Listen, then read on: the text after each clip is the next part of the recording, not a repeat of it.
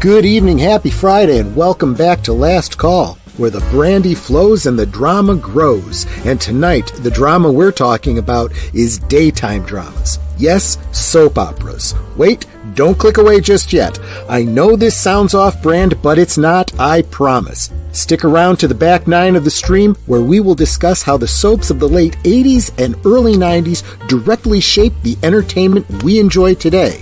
But before that, we have to give you some context. The Last Call crew, joined by the returning guest, Sir Torrhen Clegane, will give you a bit of primer on some of those soap opera stories, and I'm guessing you'll be surprised. As the song says, the plot will hardly ever turn just how you suppose. So top off your glasses, get comfortable, and join us for those fabulous daytime shows right after this brief primer. That will probably get claimed.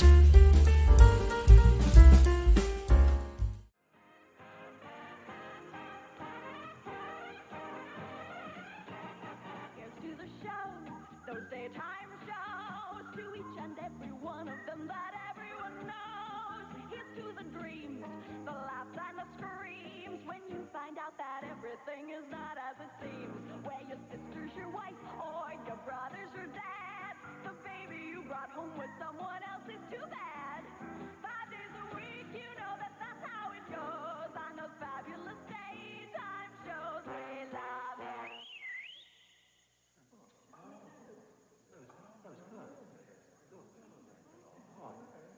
Hit it, boys. Here's to the shows, those daytime shows, where the plot will hardly ever go just how you suppose. She murdered him out the window she shoved, but he came back as a ghost. Thank goodness they're still in love. Look at that set, the best we could get. We shot it in New York, but made it look like Tibet. The wind machine's fixed, so the hurricane blows on those fabulous daytime shows. To the show, those daytime shows. We hope that the producer lets us keep these afloat. We love your applause and your bravissimo for our fabulous daytime. It's like the daytime. Fabulous daytime show.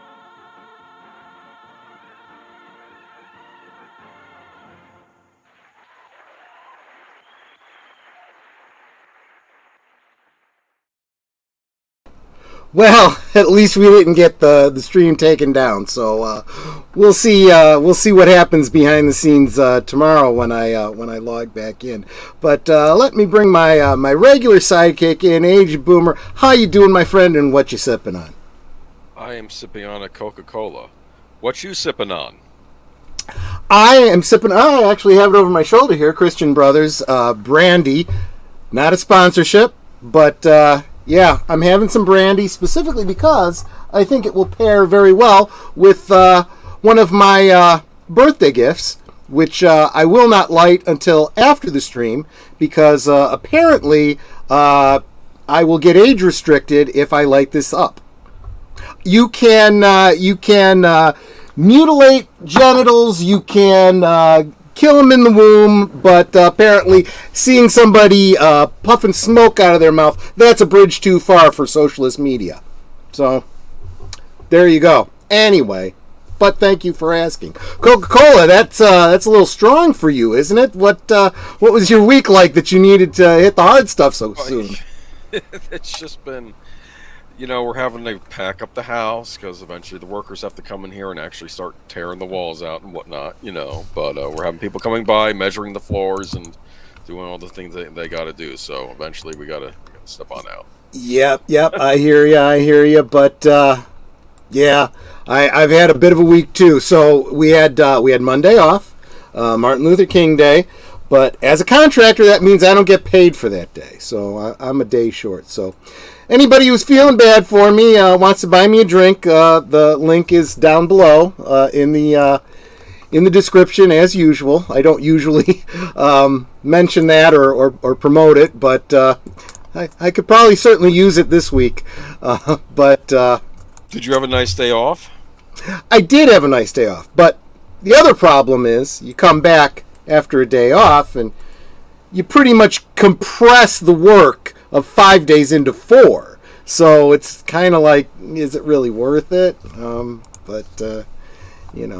Anyway. So let me bring my lovely bouncer in tonight. Add to the stream netter of Netters Network. How you doing, sweetie, and what you sipping on? I am doing fantastic. You're drinking the hard stuff tonight, too.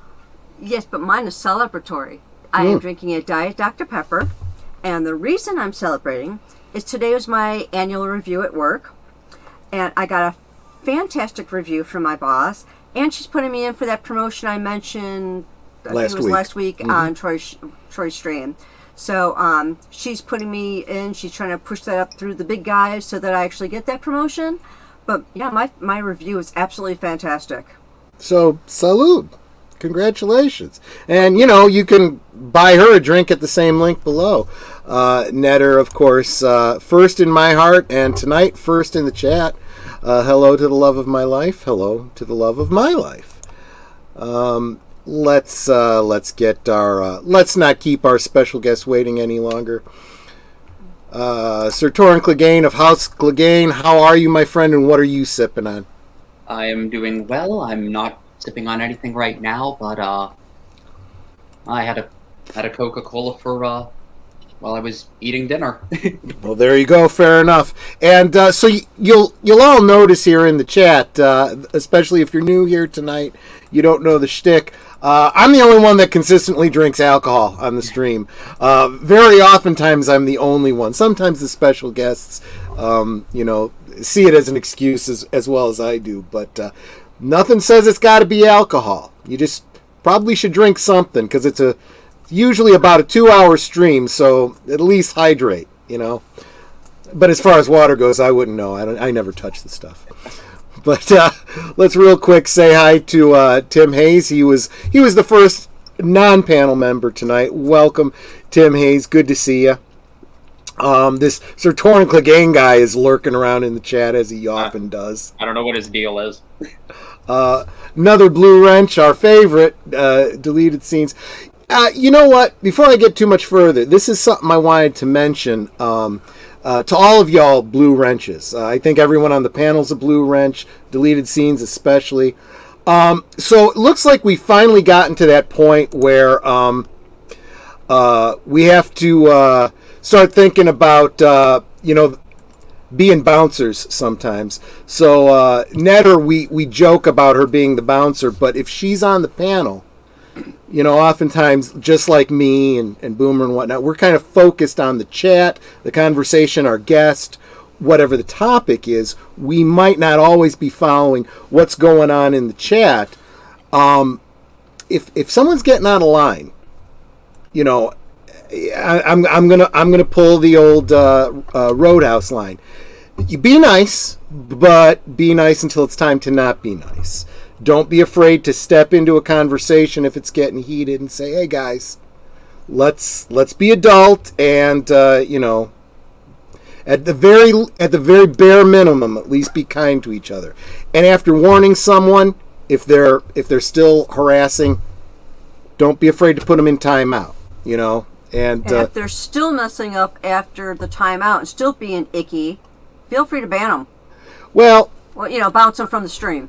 Bounce them from the stream, and then let me know, and then I'll decide if I want to ban them completely from the channel, like I did last week. So, yeah, we had a little bit of a dust-up. I wasn't expecting our conversation to be in any way, shape, or form, causing conflict. There didn't seem to be any argument points. We were talking about the 70s and history and stuff like that. British TV, yeah. I guess if we were talking about modern British TV, I could see some conversation starting. But yeah, so someone decided to get into it with a rather big YouTuber that I consider a friend, who is certainly a friend of the channel.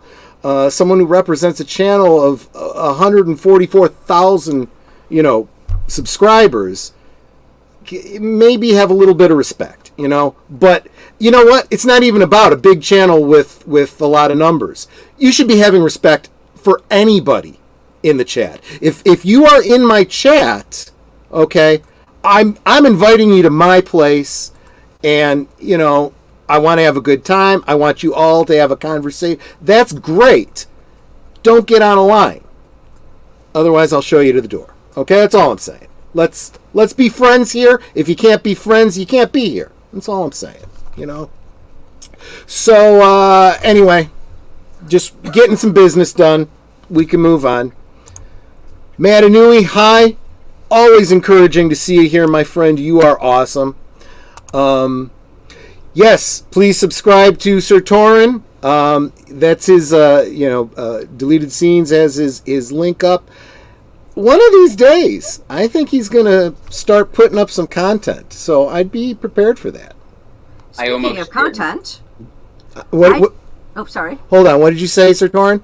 I said I almost did once, but then I realized I didn't want to do a face reveal. That's fair. I completely understand that. You know what? Let's talk after the stream. We can talk about editing software and some of the things I do when I do recorded videos, and I'm not going to be on camera myself. Netter has some news to share, speaking of content, though. Yes, for those of you who've been waiting very, very patiently for my renovation videos for my bathroom. It's been a long time coming. Yes, I dropped the first one just before Troy's stream. I have 5 segments, so I'll be dropping one a week. And the first one is just, this is what I'm going to be doing. And I kind of talk through what I'm going to be doing, showing you some little bits there. So check it out.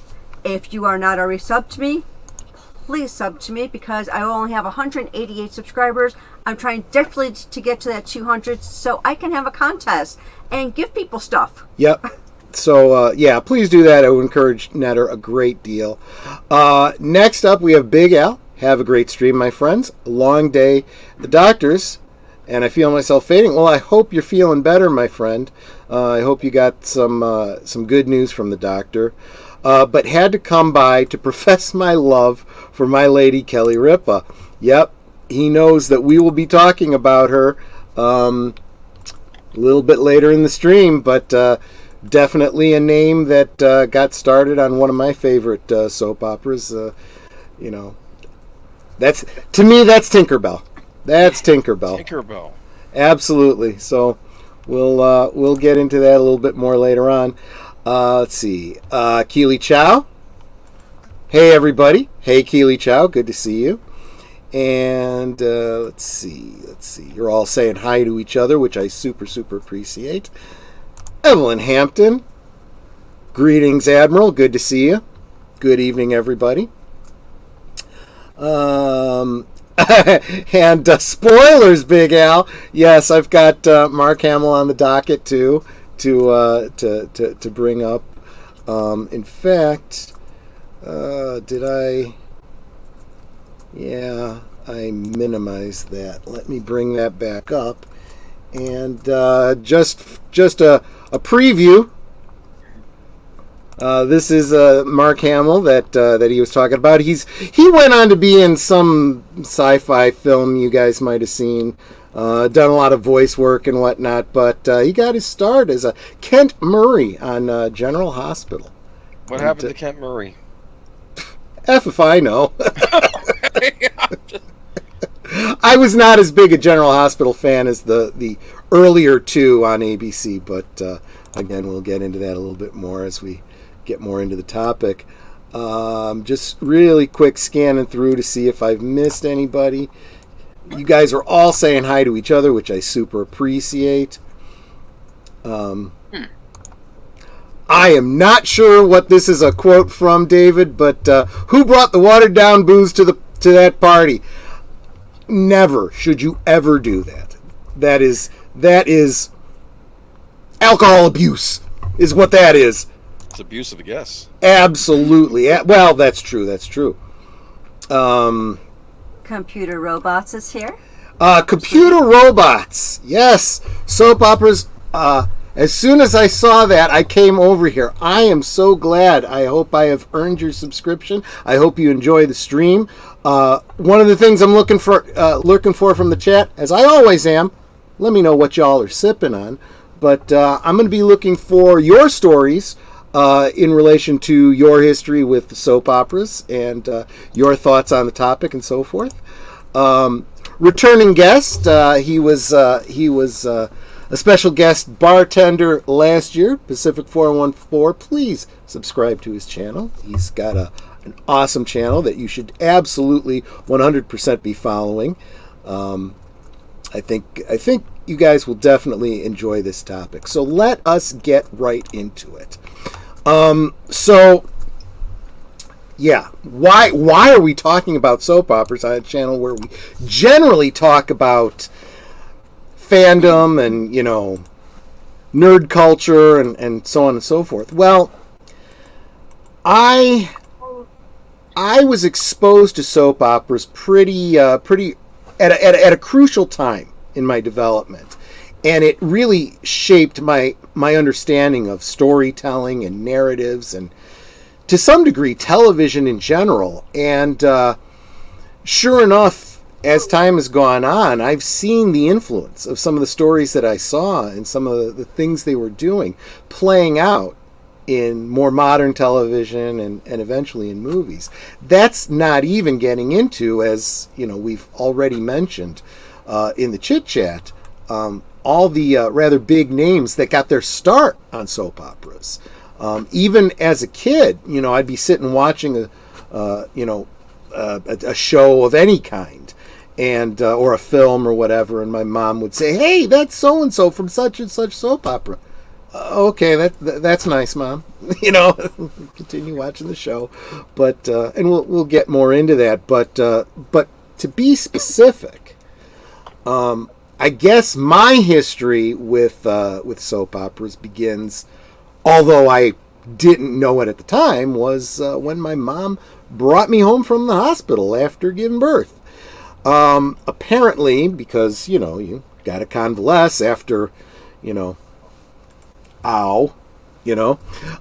she spent some time watching the soaps, and she said the ones that she watched All My Children, One Life to Live, General Hospital, and a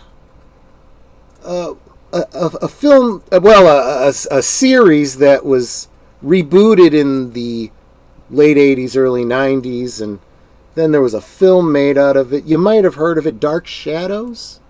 Yeah, that started out as a soap opera, and it decided to focus in on the gothic aesthetic, and started getting into vampires and werewolves and ghosts. And ghosts tend to come up quite often in soap operas, by the way. If you might have gotten that from that opening. By the way, that opening is from an episode of One Life to Live. The two characters were Sky and Megan was played by Jessica Tuck, someone whom I very much had a crush on when I was a kid. And you might know her, speaking of vampires, those of you that are fans of, or were fans of that HBO series, True Blood. She played the vampire, I don't know what you'd call her. She was the liaison to the media for the vampires. So, yeah, pretty cool. Okay. And I've seen her in a bunch of other things too. But yeah, so I would watch the soap operas with my mom, mostly those ABC shows. Not so much General Hospital, but a little bit. But All My Children, One Life to Live, very, very much. And I was still watching those when Nanette and I met. And there was a certain synergy between my relationship with Nanette and the soaps I was watching at the time. Character named Bo Buchanan was in a very difficult and challenging romance with a girl by the name of Sarah, who he called Paradise, which was just the name that I started calling Nanette too. And when in that show, there was a song written. There's a lot of rights issues related to this song. It's never been truly released. But a song called Hello Paradise was written by one of the viewers of the show, and she just sent it into the show. And they couldn't use it as far as monetization or anything because, there'd have been a whole rights issue and whatnot. But they plunked it out on the show, and they did it in portions. I think, not 100% positive, but I think the singer was Judy Collins. At least that's who it sounded like to me. And I caught the different... I don't think they ever played the song all the way through. So I caught all the pieces and edited it together. And after Nanette and I got married for one of our early anniversaries, I had a buddy of mine who was a professional musician. I gave it to him. I said, could you record it? It was our 5th anniversary. See, Netta remembers exactly.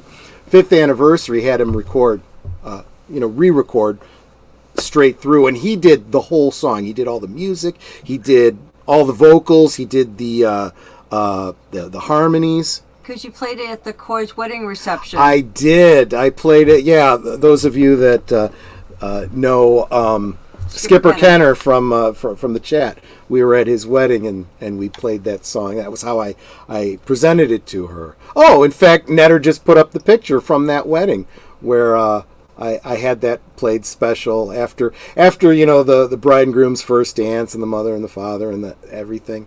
They played that one and I got up and danced with Nanette. And the reason why that was able to be done, their anniversary is August 2nd. Mm-hmm. Our anniversary is August 3rd. Yeah, so a couple days later. So, yeah, I was able to next give... day, dear. Yeah, next day. Now, math, doesn't go well with alcohol. But, so yeah. So, obviously it had a big impact on me. I could stop the story right here and say, hey, you guys come and you listen to me babble every week, and, so that's how soap operas have affected me and therefore indirectly affect you. But we'll come around to more substantial things a little bit later. You had missed D. Pensak's one of his first comments. He said, where were you when Luke and Leia got married? Luke and Laura. Laura. Yeah. Not Luke Sorry. and Leia. That's because we just had Mark Hamill on screen. That's not... Well, they might have got married too, but Well, that's an alternative script Lucas never produced, but anyway. So. That's Star Wars written by George R. R. Actually, David, that's the first one I saw. But there you go. Yeah. Okay. So I guess I will answer the question then. Where were you when Luke and Laura got married? That would have been what, like 88, 89? Is that about right? I think I was 81. in high school. Pardon me? 81. Wow, it was a lot earlier than I thought. 81. I wasn't even in high school yet. Let's see, 81. I had just graduated high school. Yeah, I was in grade school. I wasn't even watching the soaps at the time. I was just dimly aware of it. My mother had the same reaction to that Netter's going to share a little bit later. It became a big cultural touchstone, but my mom was well and truly over it very, very, very early on. But anyway, let me real quick. I'm seeing some other chats I want to share here. So we've got a lot of soap opera couples like Jesse and Angie, Victor and Nikki. Yeah, exactly. Nick and Sharon, Luke and Laura, Frisco. Oh, Frisco. We'll talk about Frisco a little bit. Nikki Felicia and Vicky. Well, yeah, we also have the multiple personalities. We'll get to that too. Mac and Felicia, Victoria and Billy, Bob and Lisa Hughes. I'm telling you, some of you guys are going to remember stuff far better than I do. I mean, my memory's kind of fuzzy on some of these. Oh, this is sweet. Super couple, Troy and Annette, thank you so much. Absolutely. But anyway, okay, I think we're mostly caught up. There's a Leia Foreman on. Oh yes, and Well, there's a great example, right, of art leading to more art, because I believe the storyline is that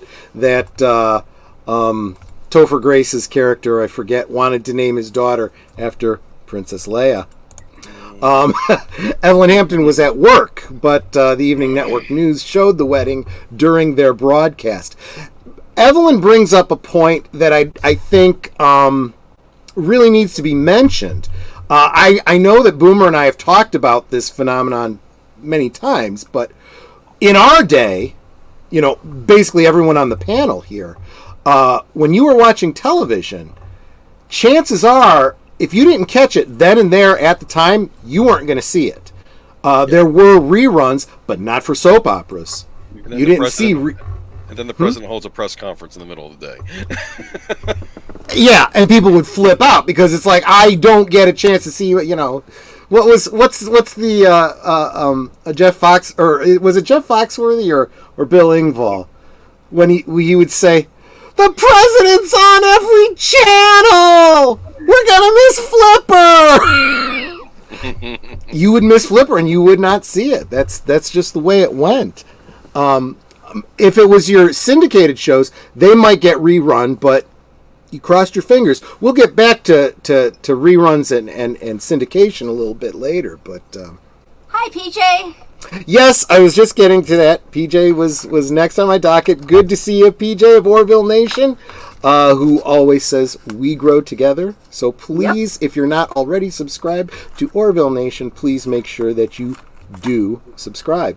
But going back to Evelyn's note here, if you didn't see it, you were out of luck. And it wasn't until about the mid to late 80s that VCRs started to become popular. So that is exactly why that bit that I showed at the beginning exists, because we were able to record it on magnetic media and hold on to it and watch it later. I think Boomer was asking me earlier in the week, is there a way that you can see some of these older shows? Yeah, some of those clips exist because people recorded them on VHS and now have put them out on YouTube. There's also the Soap Opera Network, where you can watch soap now opera again. Now that there's cable and streaming, there are networks where you can watch those old shows too. Absolutely. But again, back in the day, if you wanted to get caught up on the storyline, the only way was Soap Opera Digest magazines. Not that the storylines move very fast. If you missed one or two episodes, you could get caught up pretty easily usually. But so that brings, let's kind of go around the world here. Start with Age of Boomer. Age of Boomer. Yes. What's your history with daytime dramas and soap operas? Not too much. As I said, I had a older sister that was a big fan of them growing up. I remember Kelly Ripa, I believe, was on a soap opera for a while, wasn't she? Yep. She played Haley Vaughn on All My Children, and yes. She's one of those ones that I never got past that. She's always going to be Tinkerbell to me. She's gone on to a great career as Big Al will mention every other week. She hosts her own chat show on in the mornings and whatnot, which is awesome. But I see her and she's still little Haley Vaughn to me. I do remember when her I guess fiance or husband on the show was trying to kill her, right? That was a big plot Something line. like that. And Yeah. That was like the love of her life was, he was all upset about it, but they couldn't prove it. I know that was being drawn out. That's about my extent. One of these days we should probably do a stream about Dark Shadows, Evelyn. Netter has a lot of history with that show. We have picked up some of the best of to kind of get the basic story, but I think you're right. They may have put it all out on DVD because there are some serious super fans out there. Was that a daytime soap, the original Dark Shadows? It was. Okay. It was the one with Jonathan Frid, originally broadcast in black and white. Mm-hmm. But a lot of people are, if they're not familiar with that, they might be familiar with the later 80s Ben Cross weekly nighttime drama, kind of a reboot of Dark Shadows, which I thought was excellent. Did not get a second season, and we'll talk about a lot of reasons why I think that was. They were going to do another reboot of it on the CW, but it never got past pilot. Well, that's too bad. Yeah, but yeah, Christy Swanson and Buffy, absolutely. We'll be talking more about Buffy in a bit too. Some connections there as well. Oh, 1991. Okay, so it was just before Nanette and I got married. Thanks so much, Tim Hayes. But so did you watch any soap operas yourself, Boomer? Not too many. I did for a little while. It was a very short-lived soap opera called Titans.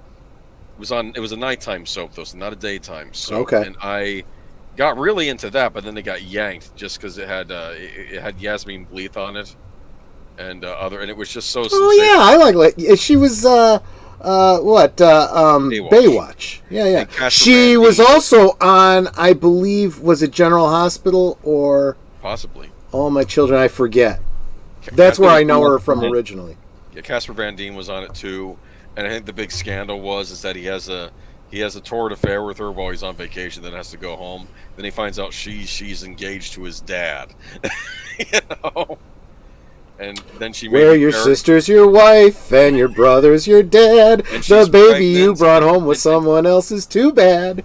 And she's pregnant, and then it's turning into this whole thing. And then I don't know if the dad dies, and now becomes. And it was this whole, and it was all sorts of just crooked stuff going on the show. And unfortunately, it didn't last long because I believe while it was on, Yasmin Bleeth had a drug habit. And yeah, if you watch some of the later episodes. Her nose seemed a little out of sorts, which made me think she maybe had some nose candy while doing the show. So even I could tell something seemed odd about her in the one scene without me even knowing about this stuff going on behind the scenes. And I'm like, oh, well, now it all makes sense. It got yanked, I believe, because of that. But oh well, what can you do? So this is going to be the kind of show where you're kind of learning along with some of the people in the chat about the soaps, and you're going to be learning tonight. I think that's pretty much how I see it going. So at the end of the stream, in case I'm too drunk to remember to press the button. My God, I shall cherish this forever. I say, Opie, I'll trade you this baseball for your souvenir bat. Sure. What did you learn? What did you learn? You learned all about soap operas tonight. Anyway, sweetie, what did you? What's your history with the soap operas and what did you watch? Well, let's see. I think I started watching them when I had my daughter, since I was home, and recurring theme. My mom too. Yeah. Well, the thing was, the only thing on TV was either game shows or soap operas. And I got so sick of the game shows that I started watching the channel, well, for Illinois, it was the Channel 7 shows, ABC. So it was All My Children, One Life to Live, General Hospital. So that was 3 hours of my day where I would have that playing in the background while I took care of my newborn daughter, cleaned the house, and, whatnot. And there was one point where I stopped watching them for like a month because of something had happened where I just didn't have time for it. Sure. I came back, they were still doing the same story. Yeah, my mother has stories like that too. Yeah, she's like, it's been a year and they're still on this story? Yeah. Yeah, I mean, it was crazy. Because I remember one of them, they were talking about a wristwatch. And then like a month later, they're still talking about the stupid watch. Yeah, that MacGuffin must have been very, very important to someone. And the confusing thing was, person X would have a baby. 2 weeks later, they're 16. Yes. How? We'll be talking that. I'm glad you reminded me of that. We'll bring that up. The soap opera aging of children. Yeah, we'll talk about that in a bit too. But Sir Torrhen, this was actually your suggestion. So I'm guessing you've got some history with the daytime dramas. Yes, I do. Well, the first one is that my real name off camera, obviously. I'm actually named after one of the characters from a show from Guiding Light. My mother there had you this go. giant crush on the actor, still does. And when, I want to say, I think I was born the year his character was killed off. Oh, okay. And so he lives on in you. Basically, yes. And every time he shows up on a show, my mother will be like, "Ooh," and she'll sit down and watch. There you go. There you go. Please. Not going to ask you which character. There were a lot of characters on that show, so don't want to give away your secret identity. But He's Batman. but David Pensek probably already knows. He's like, oh, that was my show. I know that show. Excuse me. No, not Roger. But let's not start chiseling away the names so that you can, Yeah, but well, what I'll start calling you Roger just to throw everybody off. Well, it was a show my mother watched, but it was also a show my grandmother watched, and so there you maybe, I don't know, maybe I was like 6 or 7. I go home with, so the way it kind of worked was, I went to a school, to a Catholic school, where my grandmother was the principal's secretary. So okay. At the end of every day, I'd go down to her office, she'd take me home, and we'd be there until my mom got off from work. Sure. And Guiding Light was on during that time. So occasionally I'd walk in because she'd tell me, Grandma's watching her stories. So you're on your own for an hour. And so I'd walk around. And then occasionally I'd just I'd look in and see some stuff going on. And it wasn't until, I want to say 96, I just decided, or no, maybe it was 94, I don't know, I was still small enough where sitting in her lap didn't hurt. Yeah. So I'd sit on her lap and I'd just watch the show with her. And according to her, I understood the stories better than she did. But, yeah, I mean, most of especially back then, the stories weren't that deep and that, intricate. Deleted Scene says there was a show, I don't remember which one exactly, where a kid went upstairs to play, and in 30 some odd years he never came back down. I'm pretty sure that was Chuck in Happy Days, but I'm sure it might have happened on soap operas too. It did happen. It happened on All My Children. Well, what happened a lot on All My Children is kids would go upstairs and they'd come down, 30 years older is what would happen. But originally, Joe Martin, when he showed up in Pine Valley, he had 3 kids. Yep. His son Robert went upstairs, never came back down, and it was like, no, he's always had Jeff and his daughter Tara. There you go. But, there you go. Like I said, that aging thing always confuses Stan on me because it's like, did they just have the baby? And that led to some creepy storylines where, someone who should be like half someone's age is now dating them and their contemporaries. It just was so icky. But you had to change your mindset. It's like, nope, they are now 21 and, whatever. Mm-hmm. But, the Guiding Light was, this is, I think, one of the most interesting things, because when it got canceled, I asked my grandmother, are you watching any other shows? And my grandmother said, I don't want to get attached. But I get that. Because this is the thing. My grandmother had been watching that show for 57 years. Holy cow! Wow! This is how she explained it to me. 1952 is when it went on television. Right. It previously had been on the radio, and my grandmother was born a year after it premiered on the radio. Oh. So, back then you got 30 minutes for lunch. You could actually go home. She would go home, watch the show. It was only 15 minutes long. Yeah. So she'd watch it, she'd have her lunch, she'd go back to school. In the 60s, it went to 30 minutes. By that point, my grandmother had gotten married. She had my mother and 2 of my aunts, and she'd watch the show while, doing housework and all of that. By the 70s, they were in school. My uncle had just been born. It had gone to an hour. It was in color. And so she would watch it while, he was taking his nap. And usually, if she had the volunteer down at the school when he started, she would be home in time for watching the show. Then she started working at the school. Again, she got off in time to go see the show. Well, and then in the 90s, when the time slot changed, Yeah. she had to tape it, and because she had been promoted, and so for the next 15 years, she watched it on tape every day. Wow. Mhm. Nice. Yeah, and so I asked her, you're watching any of the other ones? And she went, nope, I don't want to get attached to them because so many had been getting canceled left and right at the time.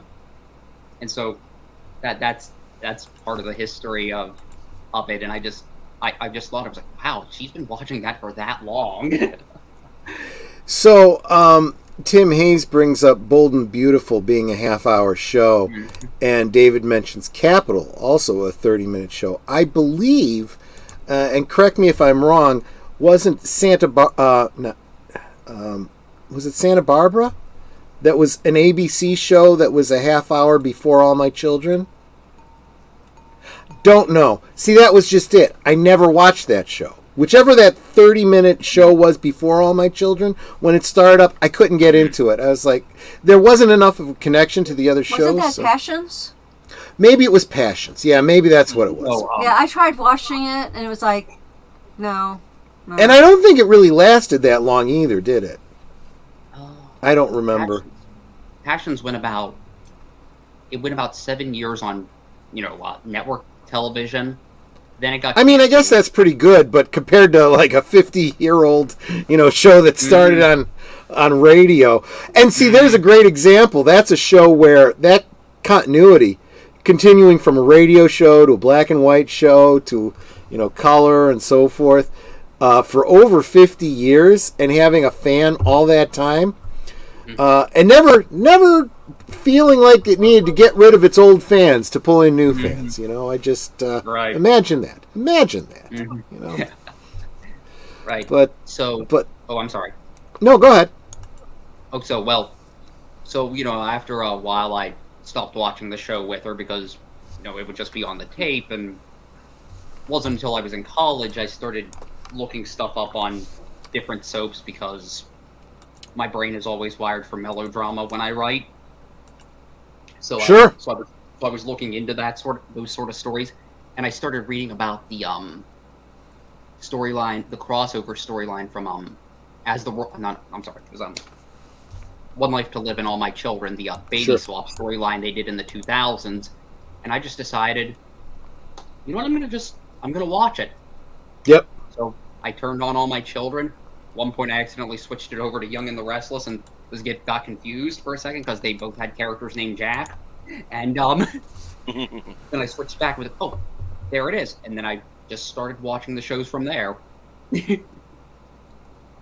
So Tim Hayes brings up Passions went straight to satellite, so cable subscribers got screwed out of it. Yep, there's a perfect example of the pre-streaming format wars that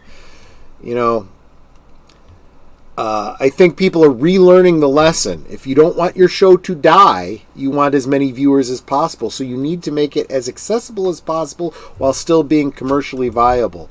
I think in future Sunday Geeky Geezers we'll probably be talking more about that. We still, I mean, I don't want to get off on a tangent, but these days they're covering up what's been commercially viable versus the old days where you knew what the ratings were. Yep. When the ratings came out, you knew what was the winner, what was the loser, and you couldn't deny it. Well, but the reason for that is because it's not commercial, right? The streams are now just starting to put commercials in. So now as commercials come, the people paying that commercial dollar, the sponsors are going, okay, we need to know what the stats are for real. We need to know what we're getting for our money, and we have a legal right to it. So things are going to be changing, but in the meantime, up till now, they could hide those numbers, and I said that can only last so long because eventually, you're putting out content. It costs a lot of money to make a show, any kind of show, and you got to pay the actors, you got to build the sets, editing, directing, writing, all of that stuff, and if you're not bringing in the viewers that are somehow paying for that content, you're losing money, and the investors get pissed. So, yeah, no, a little tangent, but it's absolutely valid. So I wanted to go back to something you were talking about there, Sir Torrhen.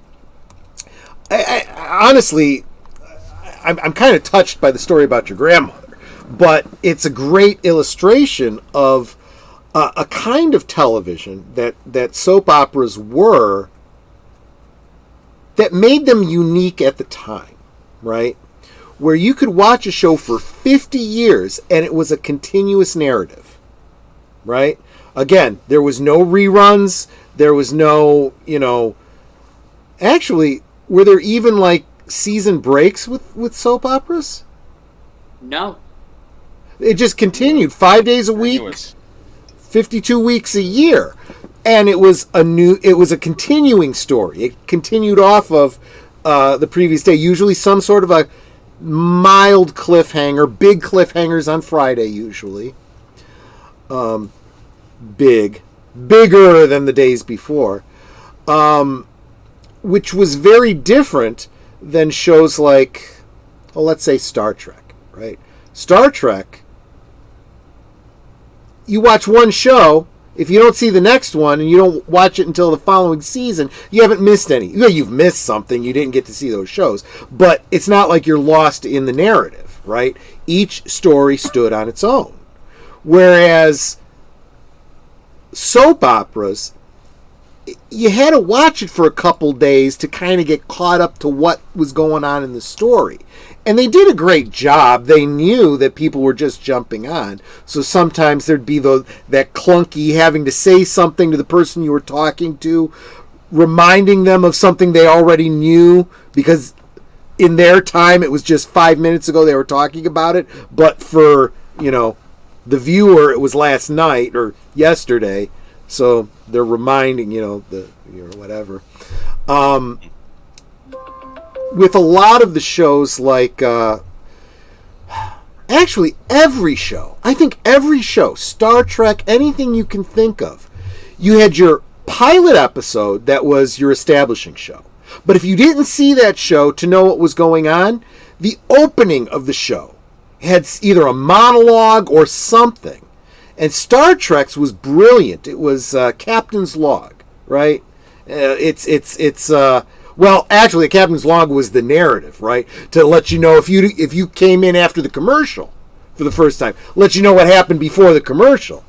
But the opening, space, the final frontier, these are the voyages of the Starship Enterprise. Its 5-year mission to explore strange new worlds, to seek out new life and new civilizations, to boldly go where no man has gone before. Boom! You just got the whole shtick. This is some sort of Starfleet organization for Earth, and they're going out and, exploring the galaxy, and they're on a 5-year mission. They're probably not going to be getting back to Earth anytime soon. They're on a Star Trek. The name of the show is Star Trek. So we know. Boom, we go into the story. Right. Heck, even think about in the 80s, Star Trek The Next Generation. There were some elements where they would refer back to something that happened in earlier seasons. But by and large, the individual episodes kind of stood on their own. And if you didn't see the next one and you skipped ahead, still. And it was really only the soap operas that had that continuous narrative. And so this is my first point about how soap operas have impacted the shows that we watch now. It wasn't until, I'd say, the 90s. Everybody, panel and chat, correct me if you disagree with me, but I feel like it wasn't until the 90s that we started to get shows that were episodic like the soap operas. First one that comes to mind for me is Twin Peaks, which one could argue was a nighttime weekly soap opera. But then again, no, I got to back up from that, because it was all of those nighttime dramas, right? Dynasty and Dallas and Knots Landing. It was basically the same idea as the daytime stories, but bigger budget with bigger names usually, and at night. In prime time on whatever night of the week they played on. And but those were the kinds of shows where you kind of needed to know what was going on to get into it. And if you didn't the first time you watch it, you have to come back a second, third time. Okay, I know who these characters are. Okay, now I'm good. I can watch them, you know. Now, see, I couldn't watch Dallas. I tried. But seeing Larry Hagman as a total jerk, it's like, I know, right? Because he like, was Major Nelson in, yeah, you know. exactly. It's like, I mean, I was looking for Bob. Where's Bob Reed? You know, this didn't what. It's like, nope, couldn't watch him. You know, but yeah, no, exactly. But then when Twin Peaks started, that kind of went. That's where we start to pivot away from the soap opera, right? The drama, the whatever, to something a little bit different. When you're talking to David Lynch, it's always going to be a little bit different. But it started getting into almost sci-fi, almost, I don't know. There's some Lovecraftian elements to Twin Peaks there. But it was definitely a show, and this was a problem that the networks had with it, was you had this whole season-long, well, it was meant to be a show-spanning mystery, but the network forced it to be a season spanning. They said, like, look, you got this Who Killed Laura Palmer? We want to know. By early in second season, we need to know. Move on to something else. And the show suffered because of that. But again, these were the days before you had VHS. Well, no, you had VHS, but not everyone had it. If you got reruns, you'd see it once, and that's about it. You know, this was before you could buy the physical media of Twin Peaks. We actually have, I have a stream from a couple of years back. Check my back catalog of videos where I talk about the rights related to that. Now, you could get the first season and then the second season separately, but you couldn't get the pilot episode. You had to buy the European film version in order to see it, and then had a different ending. It was a whole weird rights thing. It was a mess, yeah. It was, but it was right around that time where we started to have shows going, well, but this is a good way to tell a story. And but it's also why a lot of people feel Twin Peaks did not continue past the second season, was because a lot of people were just like, I can't get into this show because I haven't watched it from the beginning, and I don't really have the means to do so. I think the next one that I think directly relates to this is, we were talking about Star Trek, and we were talking about Next Generation, then they get into Deep Space Nine. Deep Space Nine was still very episodic. You didn't need to watch every episode, but there were arcs that you could easily get into and out of and not really have a problem with. Most of the stories stood alone just fine. Oh, actually, I'd forgotten about this. You're absolutely right. Evelyn points out that there was a soap opera within Twin Peaks called Invitation to Love. And somebody on YouTube has taken all those little clips and strung them together. And there's actually a story that you can follow there. It's actually kind of cool. But Babylon 5, and we've talked about the connection between Babylon 5 and Deep Space Nine and so forth. Babylon 5, though, was absolutely, without a doubt, a show where J. Michael Straczynski went into it with the plan of having 5 seasons. 5 seasons? Yes, 5 seasons, and he had them all planned out. And they were a continuing arc. Unfortunately, the network gets involved. He has to cut it short. You know, then they decide, okay, we're going to renew anyway. Oh, so now I got to come up with a new story. Kind of really threw him off. But Babylon 5 was right at that time where it was now starting to get viable to rely on reruns and then physical media to get caught up on a show if you wanted to get into it. So I guess what I'm basically getting at is my first point. That was a long first point. Sorry, everybody, especially you guys on the panel. Is these continuing stories that we have gotten used to, whether it's the MCU stories, you know, on streaming, The Mandalorian, all these shows that are one continuous narrative started with soap operas. So anyway, sorry, Sir Torrhen, I think you were going on to another point, though. He's like, I don't know. I completely broke your train, right? That's okay. That's okay. Not entirely sure. Let me see. But no, I mean, I absolutely agree. Look at your notes. Well, I mean, I absolutely agree that I've said this before. If you look at a lot of television shows, they take, especially ones that were that have those continuous storylines. You can see a lot of the conventions of soap opera leading through. And a friend of mine always said that after watching a play I was in, he said that show could have been a tragedy if the tone had switched. Yeah. So I've always said that the show Friends is a soap opera, but it's a soap opera that's a comedy. Yes, that's a good point.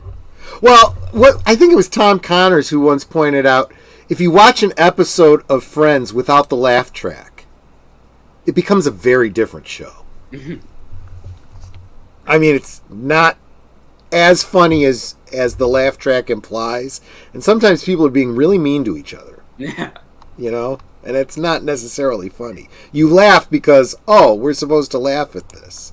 So I don't know. I have a pretty warped sense of humor, so I probably would laugh at the mean things. True enough. But that does say something about the writing, though, right? The whole idea of the laugh track, it seems absurd to modern audiences, but it was always there. It started off with the concept of shows being filmed before a live studio audience. Back in the 70s, they would say, all what was the Archie Bunker Burnett show? Well, Carol Burnett. All in the Family. All in the Family. All in the Family is filmed before a live studio audience. Because back then, these shows were thought of as stage productions that were just being filmed and telecast, right? So they needed to have an audience. The performers felt like they needed to have an audience. And you're right, though. The Carol Burnett show and other variety shows. Carol Burnett kind of rode the line. It wasn't really a variety show. It was more of a sketch show, but you could think of it as that. And she kind of bookended her show with her talking to the audience, and doing a little shtick and warming up and whatnot, which really gave you that stage feel. But soap operas, they didn't have laugh tracks. They didn't have live studio audiences. It was a televised drama, and you followed it the way it was, No, we've actually talked about this on the channel before, Tim. J. Michael Straczynski. I'm not sure if this was ever confirmed. This may just be an urban legend. But my understanding is that J. Michael Straczynski went to Paramount, CBS, whatever they were at the time, with this idea and of a station instead of a ship, where ambassadors all came together trying to work things out, but there was this darkness from across the galaxy that they would have to choose sides on and stuff like that. And they said, yeah, no, we're going to pass on that. And then the following season, Deep Space Nine comes out. And then you look at what he basically said, well, to heck with it. I'll just sell it to someone else. And it was Babylon 5 and it was different aliens. But you could almost look at it and you could see the Minbari and maybe the Bajorans and the what was the Narn and the Cardassian, and you can kind of that was Deep Space Nine, Cardassians. Yeah, that's what I'm saying. You could draw those comparisons, and you could see who they were meant to be. The Pa Wraiths and the Shadows. That story is definitely there. Hey, welcome back, Michael. Good to see you, my friend. A great channel called, I don't know how to pronounce that. Stubgaful?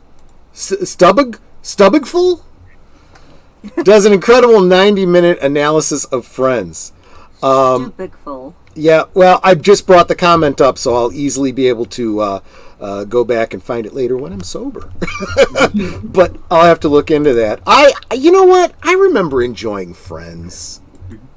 I do. I mean, it was moderately funny, but okay.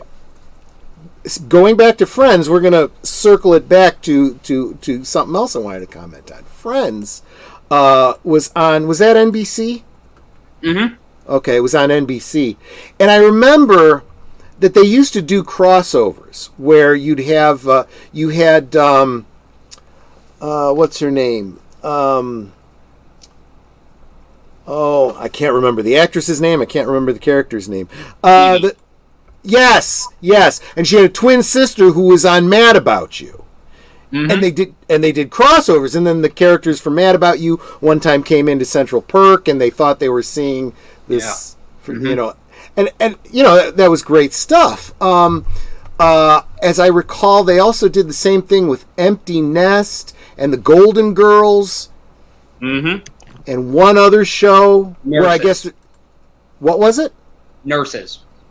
Oh, I see. I didn't watch the show, so I wouldn't have even remembered. Phoebe's twin sister was Ursula. Phoebe and Ursula, right. Ursula was the character on Mad About You. But there was like a storyline, I think, if I remember correctly, it was set in Florida. Oh, gosh. I hope this doesn't trigger you, Boomer. But the whole storyline that crossed over all these stories was there was a hurricane. And so it affected the Golden Girls and the what was the other show? Empty Nest, and I don't remember what else. But they were all hit by the hurricane, so there was crossover with them too. But this idea of the crossover between shows, let's back it up a little bit, back to the soap operas. If you were on a network that had, multiple soaps, you might see them crossing over. And for me, it was All My Children, One Life to Live, and General Hospital, which took place in, let's see, there was Port Charles. Port Charles was on the East Coast. That was General Hospital. It was Landview, Pennsylvania, for One Life to Live. And All My Children was... Landview. Nope. Pine Valley. Landview was what? Pine Valley. Pine Valley. Thank you. Pine Valley. Think Landview was the name of their mansion. No, Landview was One Life to Live, and that was in Pennsylvania. Okay. And I remember there was a crossover. Well, there were multiple crossover stories between these three soap operas, but there was a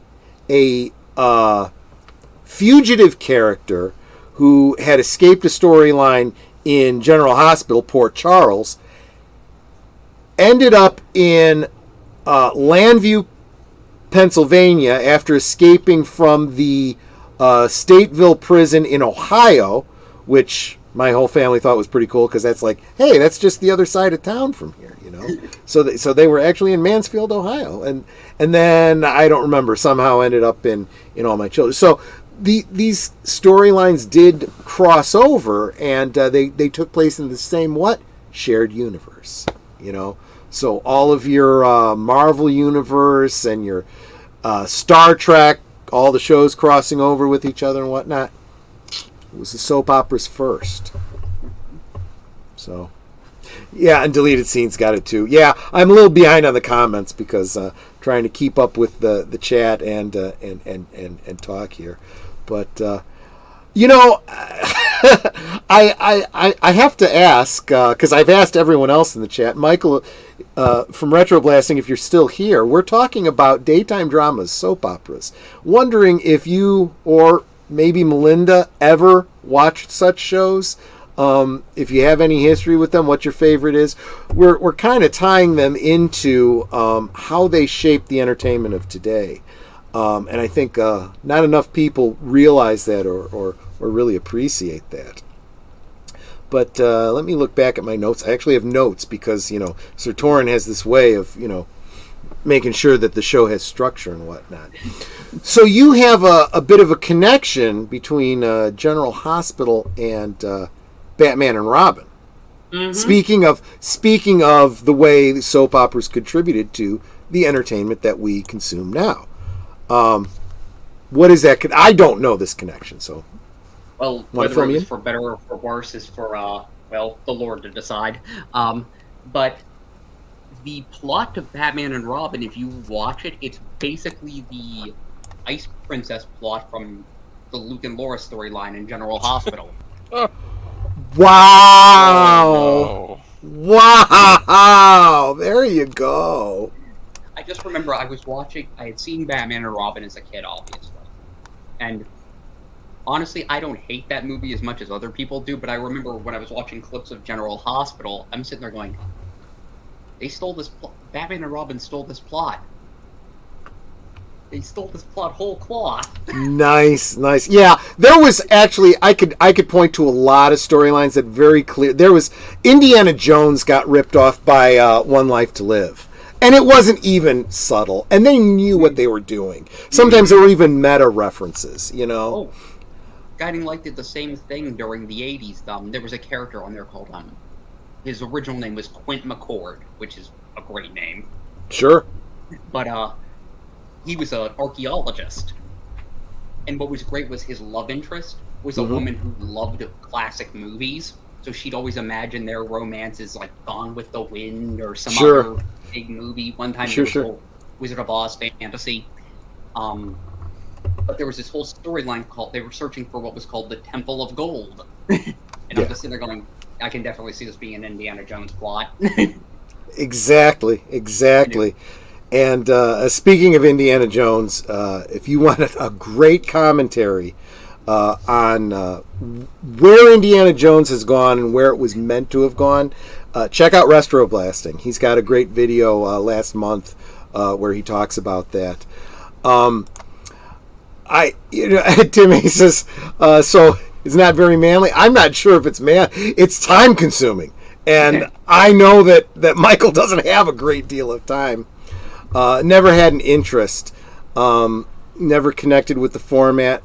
Crappy music cues. Yes, that is true. So when we were talking about things like Dynasty and Dallas and whatnot, great musical scores. Those themes were awesome. But that's a result of the bigger budget those shows had. The daytime dramas it started out with a guy plunking it out on piano. It was, and a lot of recycling of studio musicians. That's an excellent point. The other thing too is when you have a show that's weekly and in a limited season, and then they get some time off to rejigger things. You can have a better production value. That's something to keep in mind. But yeah, that's a daily show, or every day of the week. That's a time commitment. The reason they called them soap operas is because it was mostly housewives watching them, and I don't think that the stories were not mad. There was some great stories that guys could get into. It's just back then the men were working, the women were home. Now, not so much. And, as I was pointing out, now we could have anybody is out of the house working, but we have the ability to record those shows now. Or stream those shows. What were you going to say? When are you going to talk about the Stalker song? I was just going to get to that, yeah. What song? What? The Stalker song. Sounded like a church organist who wanted to... Well, that would be true if you're talking about like the 60s and 70s. We're kind of talking later 80s, early 90s, when a lot of the music that was starting to come out of the soap operas was a little bit more contemporary. We're going to start talking a little bit about entertainers, people that went on to big movie careers, other TV careers and whatnot, or other areas of entertainment. My mom used to mention Rick Springfield all the time, and how Rick Springfield started out as Dr. something or other on General Hospital. But he used that to push his music career. And that's where that came from. The mechanism in the idol was intended to show the eye of the idol following Indy every movement. The end effect is so subtle, it did not translate onto screen. Got to blame the director on that. If there's something you got to get across, you got to find a way to communicate it, in scene. But oh yes, and Jack Wagner. Jack Wagner, was he? I mean, he was kind of a one-hit wonder in the '80s, wasn't he? Yep. I think the only song I can think of was "All I Need." Yep. It's just a little more time to be sure what I feel isn't all in my mind. And most of you probably don't even know that song. So, yeah, there you go. That doesn't sound like any fun. Yeah, exactly. Boosh McFadden, welcome. Good to see you, my friend. So Netter wants me to talk about the thing that a lot of General Hospital fans are tired of hearing about, and that's Luke and Laura. Okay. So the big storyline, which was from farther back than I thought it was, earlier in the 80s,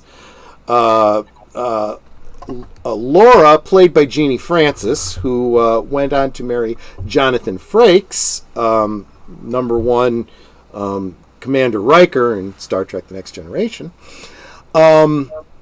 still married to this day, as I recall. Mm-hmm.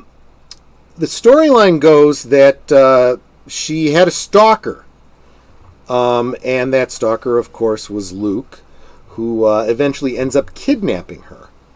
And over the course of many, many months of this torturous imprisonment, she ends up with Stockholm Syndrome, falls in love with him, and they get married. Seriously, that is the great love story that everyone is talking about when they talk about Luke and Laura. I kid you not. But the song that was used ad nauseum as he was stalking her was a little song you might have heard of by the Police. Every breath you take. Look, it is absolutely a song about stalking. Sting himself said it.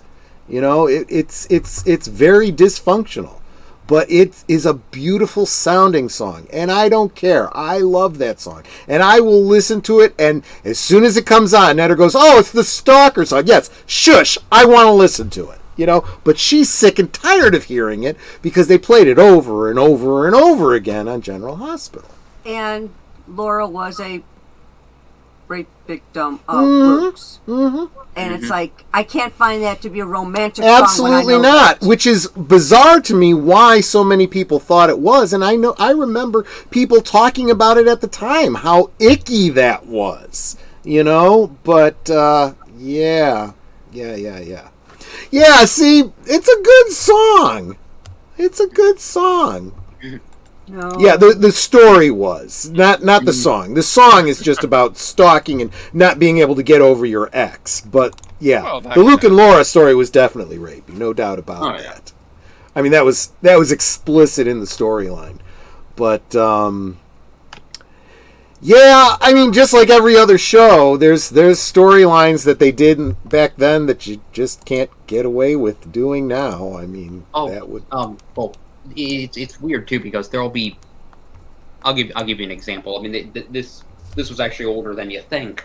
Back in the 70s, Guiding Light did a story where the character of Roger Thorpe raped his wife, and it was like right after the marital rape laws were actually put on the books. So they had him go on trial. He got found guilty.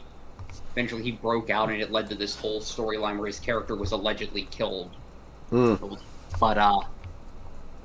like maybe 15 years later, when him and Holly are face to face again, fans still think, "My God, these two still have great chemistry." And I'm sitting there going, "You do remember what happened between them, right?" You do have to consider, yeah. And see, I've said this about Luke and Laura, and it probably applies here too. I think you have to almost think of it as a retcon, right? Like, okay, this did not go where we thought it would. This is something else entirely. Okay, this is now a romance. Let's just pretend that whole, kidnapping thing just didn't happen, But because I think what ended up happening was with Luke, I remember they hired the actor for like 6 weeks. Yeah. They said he's supposed to come in, he's supposed to break up Laura and Scott. Yeah. So that his sister can move in on Scott, and then we're gonna kill him off. It didn't go the way they thought it would go because fans really responded to the actor, and he ended up sticking around for nearly 40 years. Boosh says, "Who are those good-looking kids in the bottom right?" Yeah, that was me and Netter. She brought that up because we were talking about how at our fifth anniversary, I stood up at a buddy's wedding and played a song from one of the soap operas as a gift to Nanette, and that was our dance together. But yeah, we were. Netter looks pretty much the same. I had hair, which not quite so much anymore. Look at that shine. Yeah, that picture is 25 years old, and I still look pretty much the same. But so that does bring up something else that I want to talk about. So I mentioned the whole Indiana Jones story that happened in I think it was All My Children, but there was a lot of that kind of stuff. There was a whole storyline in One Life to Live. First, there was the stereotypical trope of the multiple personality, right? Played so well by Erica Slezak. She played a character named Vicky Lord, who eventually became Vicky Lord Buchanan. But Vicky had a doppelganger, multiple personality, named Nikki Smith. And this was an example of demonstrating maybe bad writing, but really good acting. Because Erica Slezak had this ability to... You could tell through very subtle nuances of her acting when she was Nikki Smith, when she was Vicky Lord, and when she was one pretending to be the other. Because sometimes Nikki Smith would pretend to be Vicky, or Vicky would pretend to be Nikki. And she had this great way you could kind of tell. Even though, it was like a plot element that was kind of being withheld from me, you're like, I don't think she's really Nikki right now. Great storyline. Well, she had a storyline where she had a daughter she didn't know about.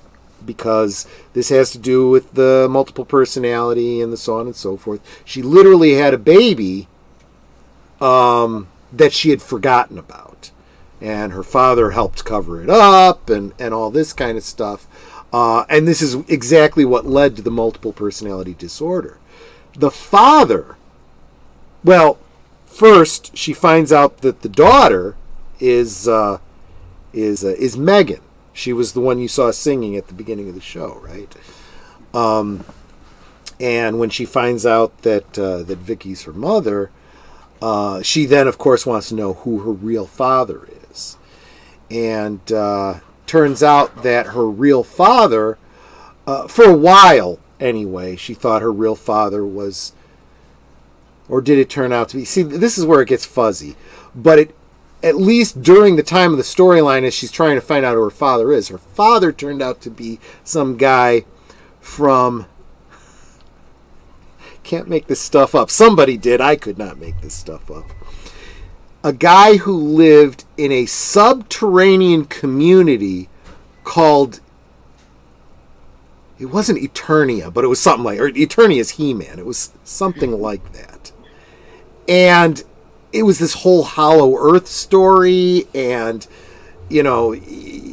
one of the ways to get there was through one of the walls in a secret corridor in the house that went into this, and that's how Vicky found out about this guy and fell in love with him and had his baby, and her father made them split up and made her forget, and this whole storyline. So this whole idea of this very fantastical, bordering on sci-fi type of storyline. Yeah, yeah, exactly. Deleted scenes. The fuck? Yeah, it was some pretty weird stuff, and it sounds really bizarre, and it really kind of was, but it was still very compelling, and there were other storylines that I have vague memories of that involved, tragic deaths of a character, but then they'd bring them back as ghosts. Even Megan. Mm-hmm. After Megan died, they brought her back as a ghost for a short time to reprise a role and whatnot. Ghost got eat too. Ghost got eat too, yeah, that's right. What were you saying, A ghost? Yeah. Yeah, they did that actually quite often, because a lot of times fans would be like, well, I want to see Megan again, or I want to see whomever again. And if it wasn't ghosts, it was flashbacks. A lot of flashbacks. Well, when you've got, a show that's been on for decades, you've got a lot of material to draw on. But that does then bring us to the concept of the soap opera aging. Oh, wait, before we do, Evelyn said at a plot like, laughing out loud at the plot like that, but the Nikki Vicky character was great and raised awareness about mental health issues. Yeah, honestly, that's kind of where that whole idea of multiple personality disorder came from. People became aware of it, and it became a trope, and it became overused. But I always felt One Life to Live did it the right way.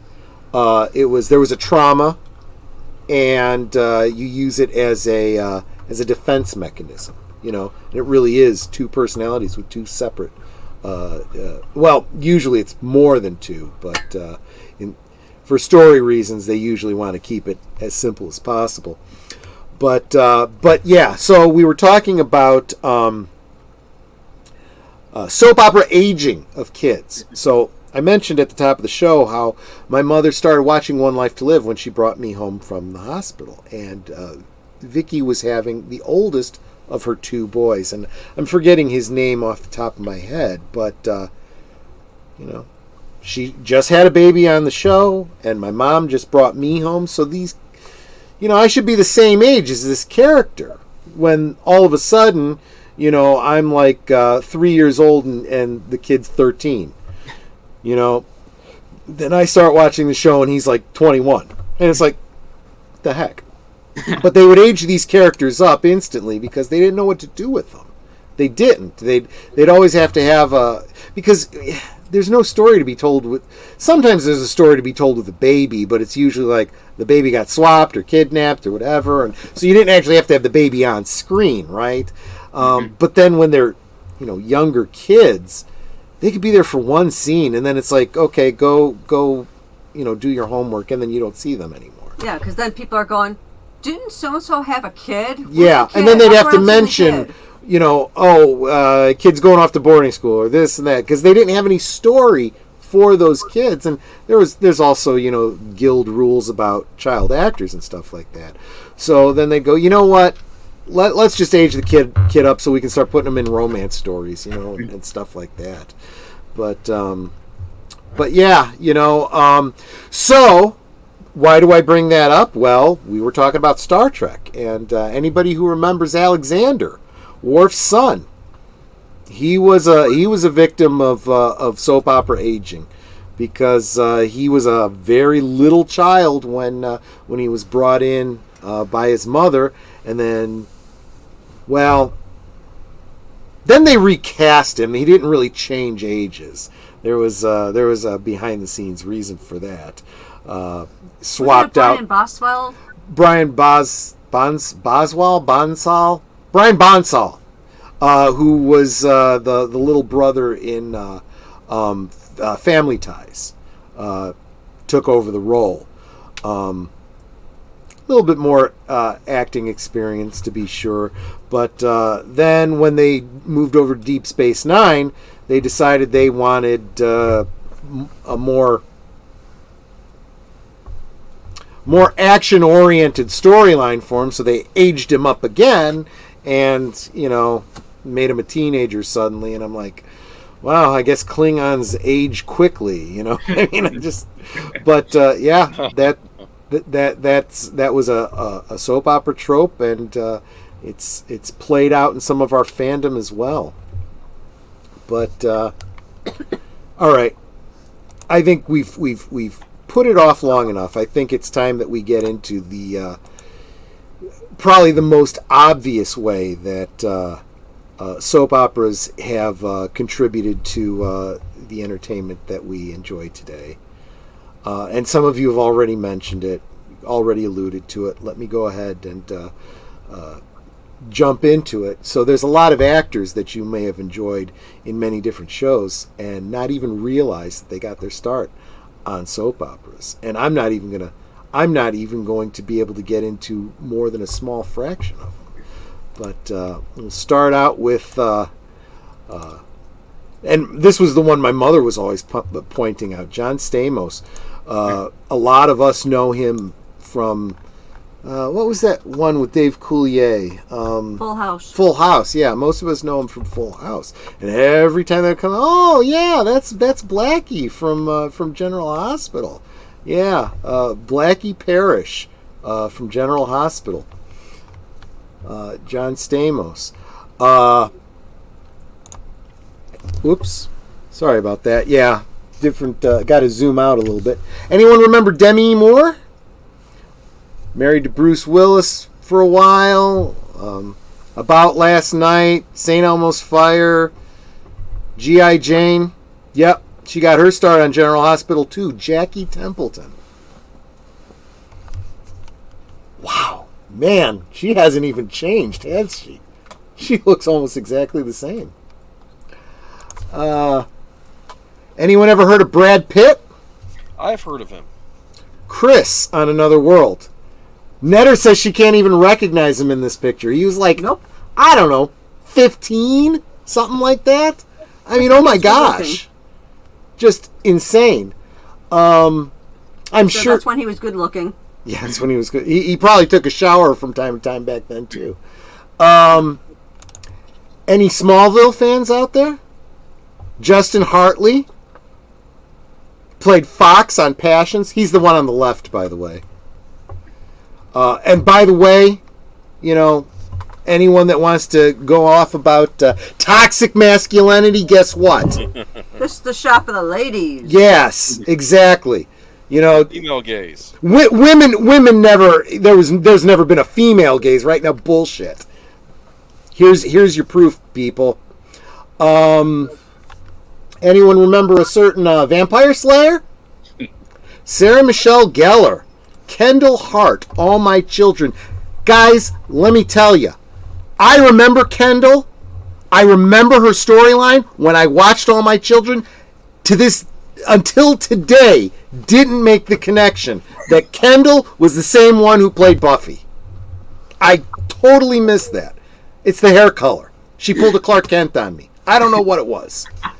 I mean, just insane. I know this is another one that I'm going to have to zoom in on. Leonardo DiCaprio. Mason Capwell from Santa Barbara. What? He must have been like 7. I don't know, 8 years old. Holy crap. Then he was on the sitcom, wasn't he? He was on he was like a Cousin Oliver type character on something. Was it? Yeah, I can't remember what it was. It didn't last long. I think it was Growing Pains. He was on Growing Pains for a little while, like the last season. He was like I said, Cousin Oliver. He's the harbinger of the end of the show. I'm gonna have to zoom out on this one too. Morgan Freeman played Roy Bingham in Another World. I don't remember if this was before or after he was on Electric Company. But there's no mistaking that hair. This was before he played God, and this was before he narrated The Penguins and all that other stuff that he's done.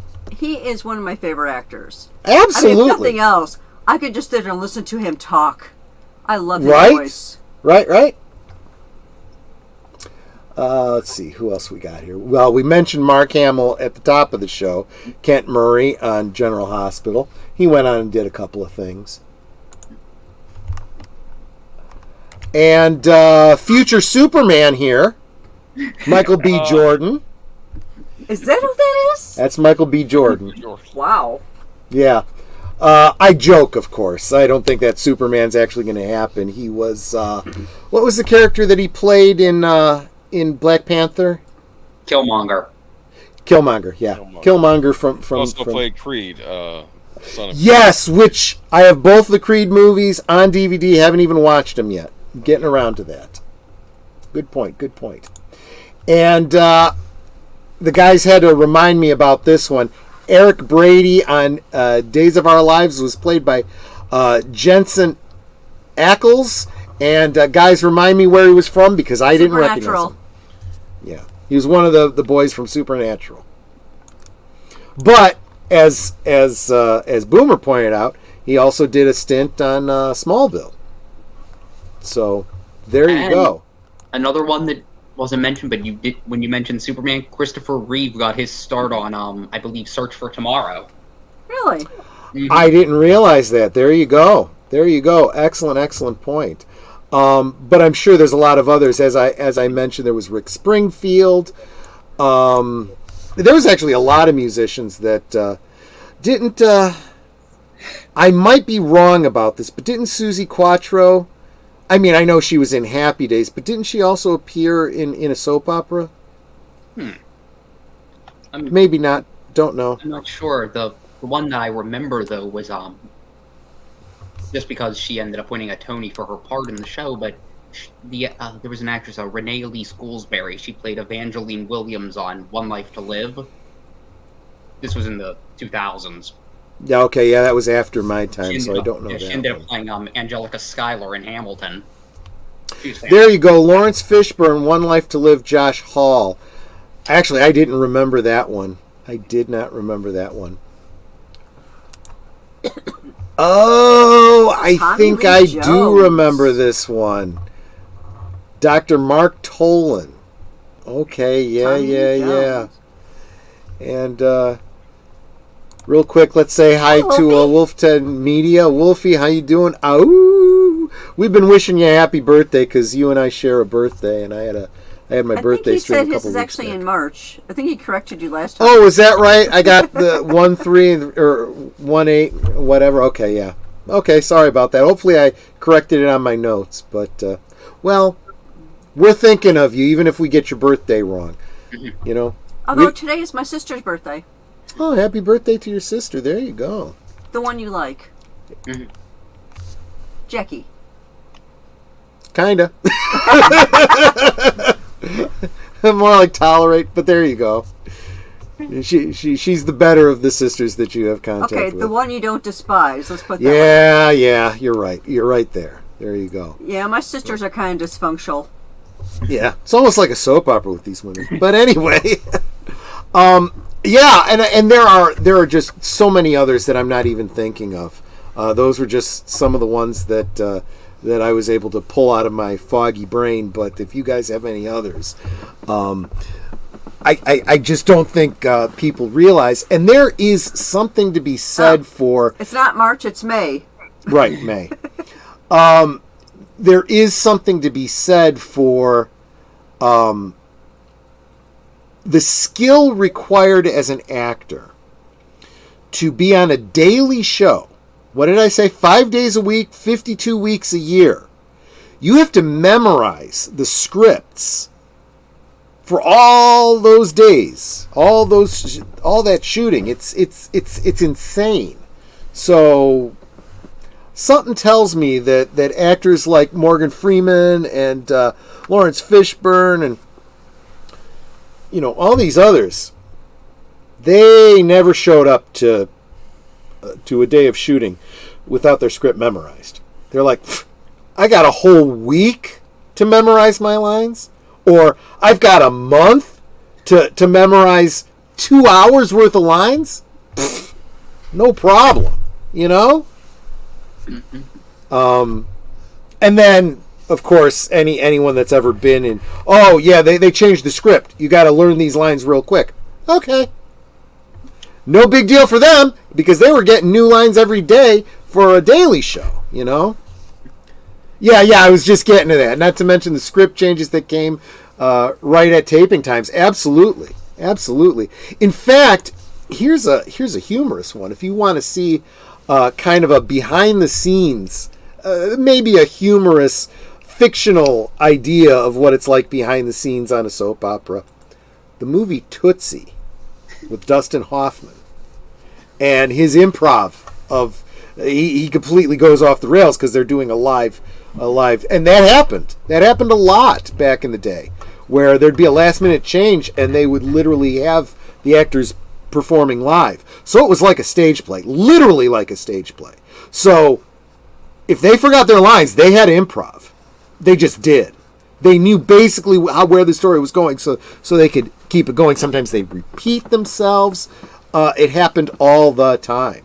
You know, they didn't always have the option of editing, or they'd keep the editing to a minimum as much as possible. But yeah, I don't know if people have actually thought of those sorts of elements when they see, you know, these actors in these big blockbuster films or in these weekly shows, you know, that we're watching. Yeah, actually, that's true. Sometimes the improv is better, especially, I'm going to say, in comedies. Sometimes if you have a comic actor and you just let them go, and you know, there's a lot of stories about Robin Williams on Mork and Mindy, how much of what he did was improv.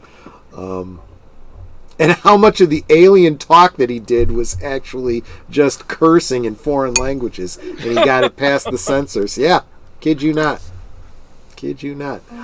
Oh yes, I do remember the movie Soap Dish. But that also reminds me of the parody show that I didn't watch. I think it was on in the late 70s, early 80s. A show called Soap, which was where Billy Crystal got his start, and a lot of others, a lot of people. Didn't Ben Vereen start on that before going on to? No, but I'm drawing a blank on the comedian's last name. I don't know. There was a lot of people that I liked on that show. Oh, the one that played Mona in Who's the Boss was also in that show. Yeah, Jay Johnson, the comedian, got his start Jay on that Johnson, show. that's right. Ventriloquist. Yeah. He played a ventriloquist on that show. Yeah, absolutely. And that was kind of and that was a weekly show, right? It was a parody of soap operas, had similar storylines, equally goofy. The one storyline I remember the most vividly was, and I don't remember the actress's name. She played the mother on Small Wonder, but she played a school teacher, a high school teacher, and she was having an affair with one of her students. And it wasn't Ben Vereen; it was Robert Guillaume. Robert Guillaume, that's right. Because then he went on to Benson, as I recall. Billy Crystal got his start on there. I did mention Billy Crystal. Jimmy Baio got his start there. Yep. Catherine Hellman is the one you're Catherine thinking Hellman, of. thank you very much. And Richard Mulligan. Yeah, absolutely.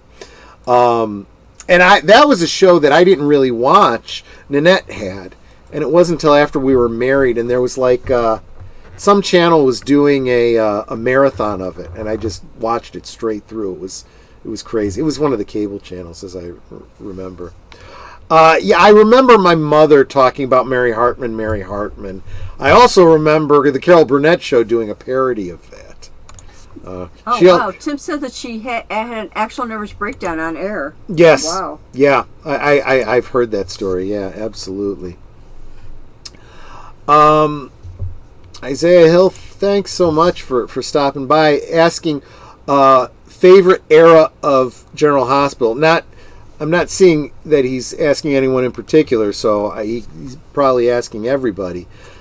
Like I said, General Hospital for me was the kind of came in third After All My Children and One Life to Live, and I sometimes tuned out by the time General Hospital came in. But yeah, I didn't watch it that much. I can't say I had a favorite era. Most of what I watched, though, was late 80s, early 90s.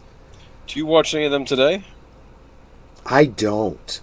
In fact, even as Sir Torrhen has been mentioning some of the stories from the 2000s, I'm lost. I don't even know. I wouldn't know anyone on these shows anymore. Those that are still on, are there still soap operas on today? I know a lot of them got canceled. I know there are a few on. I believe General Hospital is still on, isn't it? Yes. Yeah. There's 4 left. Okay. General Hospital, Young and the Restless, Bold and the Beautiful, and Days of Our Lives. Days of Our Lives was not one that I watched, but I do remember that my grandmother did. Mm-hmm. And the only reason I do is because I remember that opening of it. Mm-hmm. Like sands through the hourglass, so are the days of our lives. Da-da-da-da, da-da-da-da-da-da-da-da. Now, of course, I'm talking about early 70s, you know, and the reason I remember it so vividly was because when that show came on, it was an afternoon show, that was nap time for little Troy. So, like sands through the hourglass, now it's time for my nap. It was a nap time show for me. That was one of my mother's favorites. There you go. See, yeah.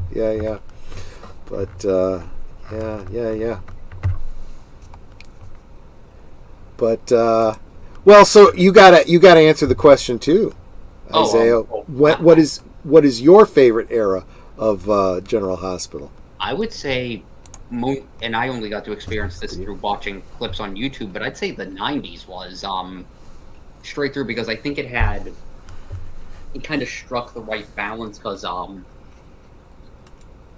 trying to think, during the 2000s it kind of shook off course and became more about the city of Port Charles and the mob.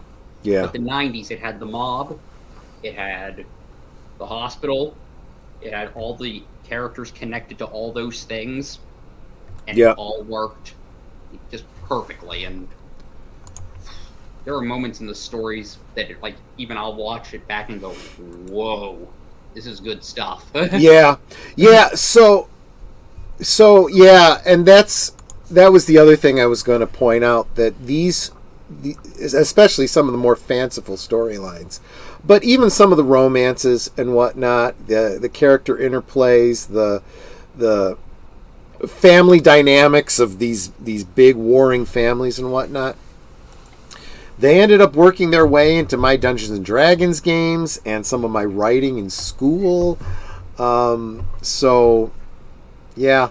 And I'm not the only one, because I know that, for example, in the 90s, I guess what you would consider to be one of those nighttime dramas. It wasn't quite as grandiose as things like Dynasty and Dallas. They were starting to kind of phase away from them, and they got more into the Dawson's Creek-ish type soap operas. I consider those to be, related, as far as the content, maybe for a younger audience. Like One Tree Hill and One Tree Hill, but specifically the one I was going to say was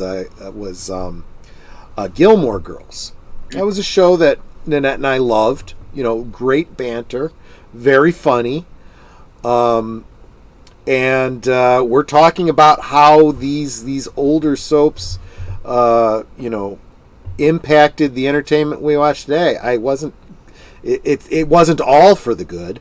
I mean, we've talked about a lot of good things that came out of these soap operas, but the writers for Gilmore Girls went on to write for Star Trek Discovery. So there you go. Doesn't always translate very well. No. Yeah, no. But might have been interesting if it had been the reverse. Interestingly, I think that a lot of the writers for Star Trek probably could have written pretty good soap opera stories. I mean, like I said, there was a lot of sci-fi elements spattered in every now and again that totally could have worked. But oh, no way. Okay, Boomer, you're going to have to add this to our notes. What? Buzz Aldrin got married today at 93. Well, congratulations, Buzz Aldrin. How old's the wife? 12.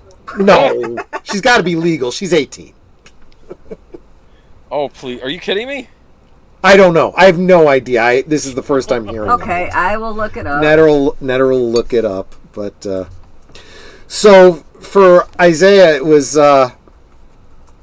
General Hospital from 93 to 97. Okay, so that was a little bit. I was kind of getting out of soap operas about that. Well, that's not entirely true, because in 92 I was still watching a lot of One Life to Live, especially when I was between jobs. That got pretty dark for a little while there. 98 to 2002 was where it went downhill for you. Mostly dead after until 2012.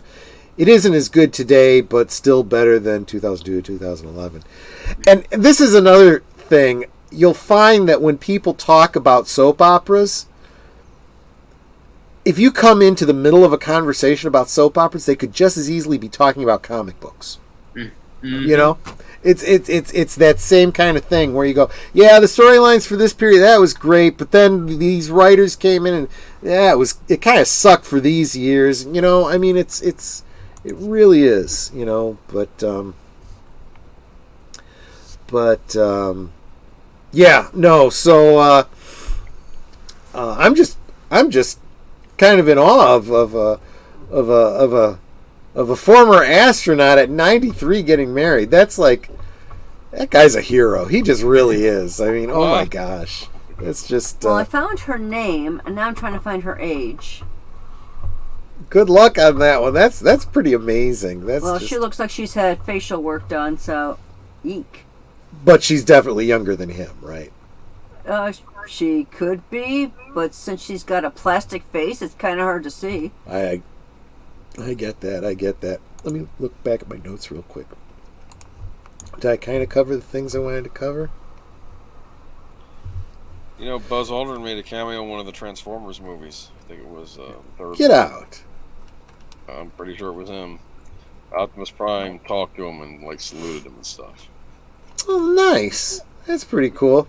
Yes, it's a talking toy. But anyway, I'm sorry. I'll be fine. Sir Torrhen, was there a point that you wanted to make about the topics chose for stories and? Yeah, like I said earlier with that whole marital rape law story. Oh yeah. One of the things I've always felt like soaps were is they were sort of I guess the petri dish. Mm-hmm. You know, you would put them, you experiment with them, you'd take controversial storylines, things, and see, could we do this on prime time? Let's see how the more, and if I'm being perfectly honest, far more, I think, conservative audience watches daytime television. If they accept it, other people will accept it. So, yeah. What they end up doing is they end up doing stuff where, I'm trying to think, what was the story? I'm trying to remember what one of the stories was that was really big at the time. Oh, Lord.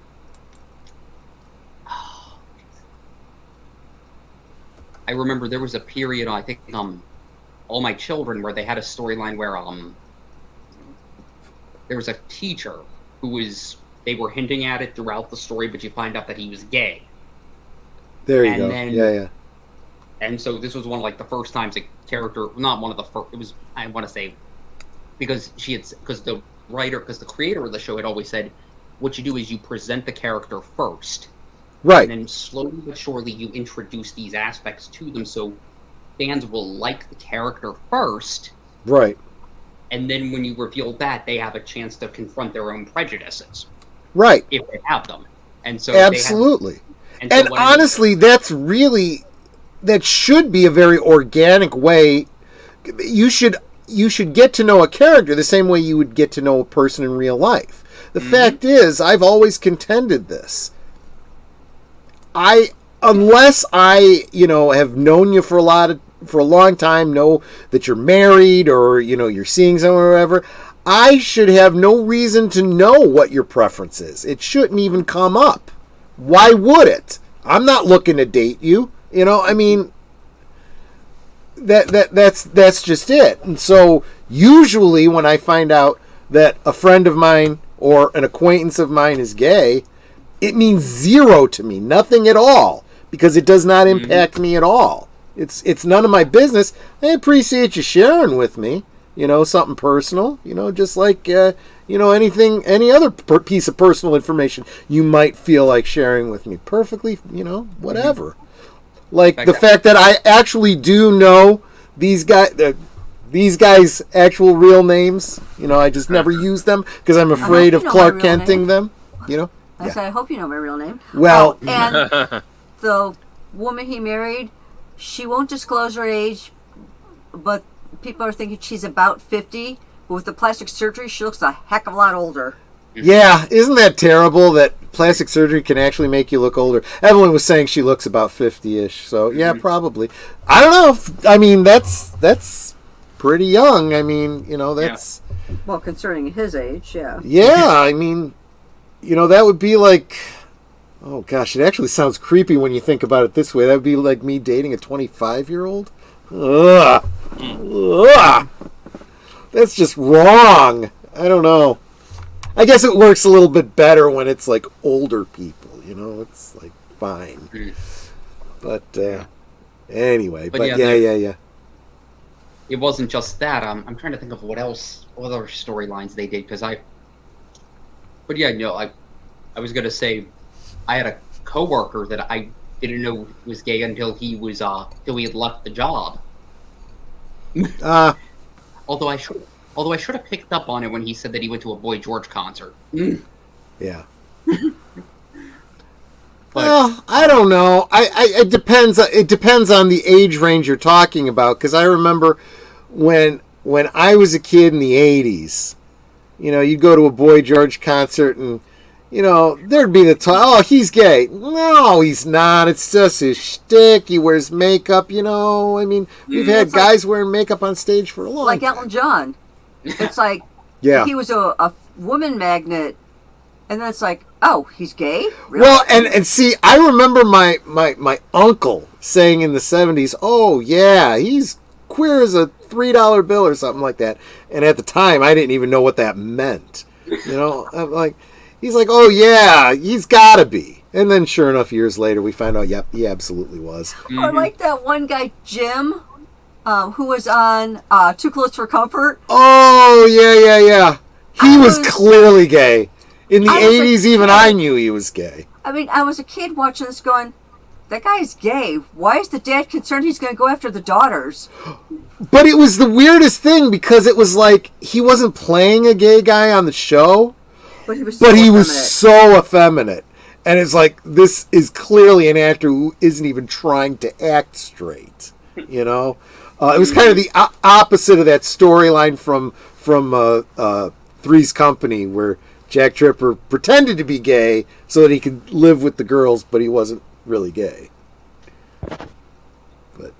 And his bestie was Tammy Faye Baker. Jim's. Oh, that's right. That was, like in real life, not on the show. Yeah, exactly. Yeah. So there you go.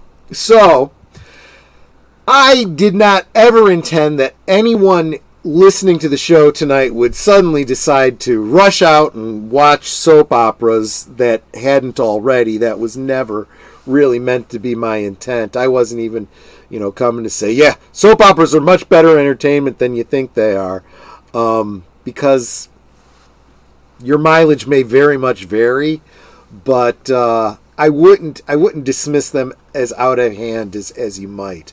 Because, like I said, they have had their place in entertainment, and they have had a much bigger impact on the stories that we're hearing today than you might think. Maybe someday we can focus in a little bit more on things like, episodic television, versus story arcs and so forth.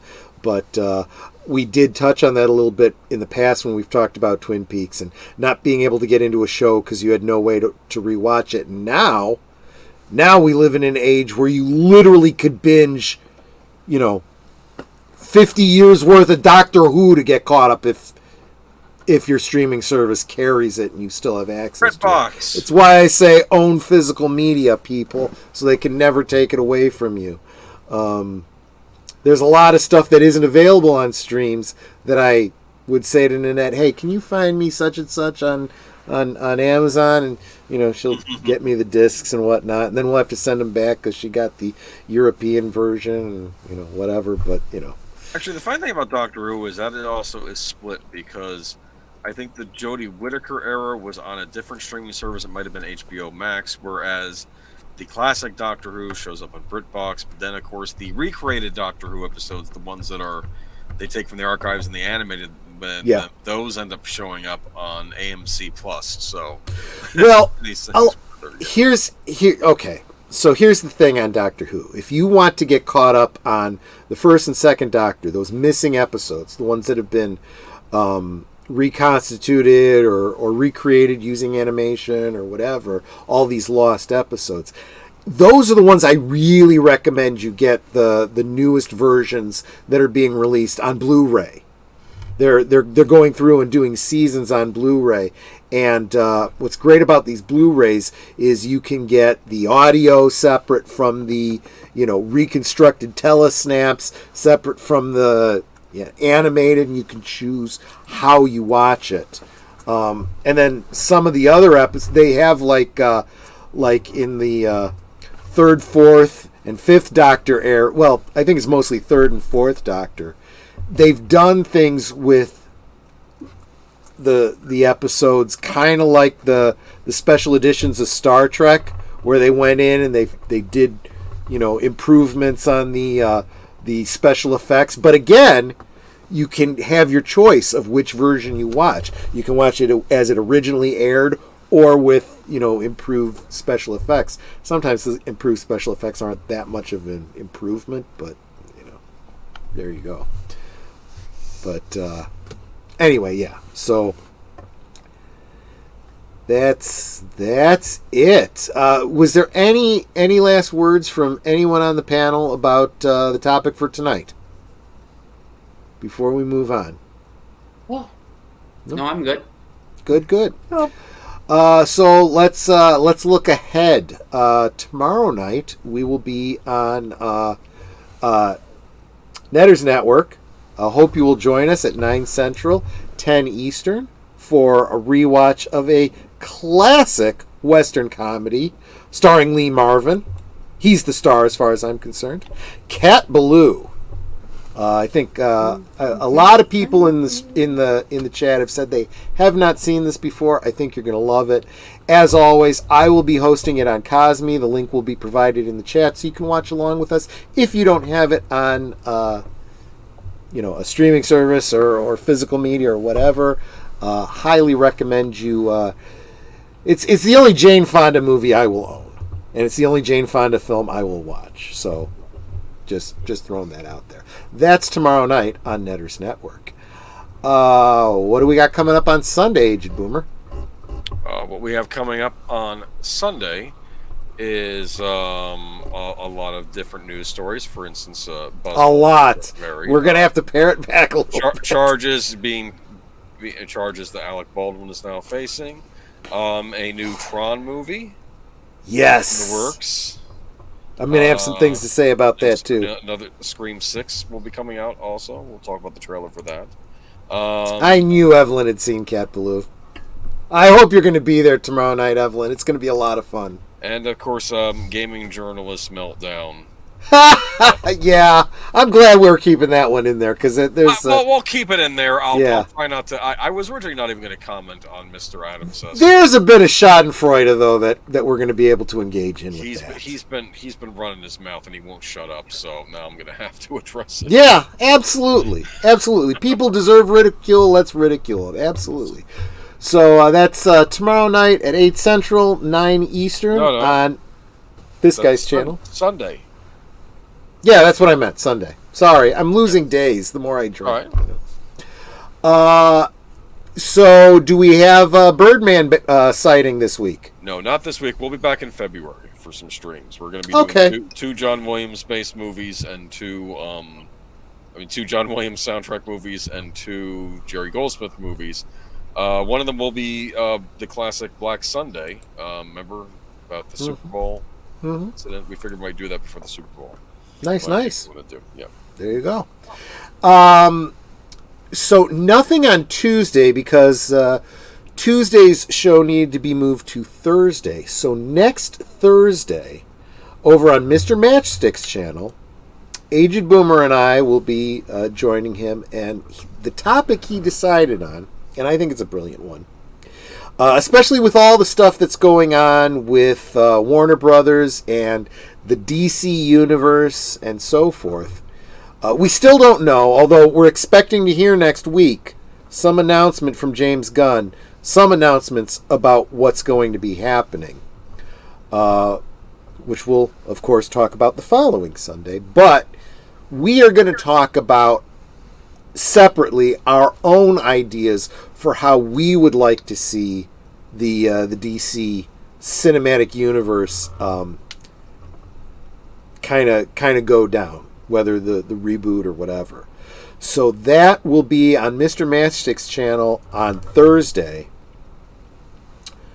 So I decided that next week, Friday, especially if you can join us again, Sir Torrhen, if you could join us 2 weeks in a row, I'd appreciate it.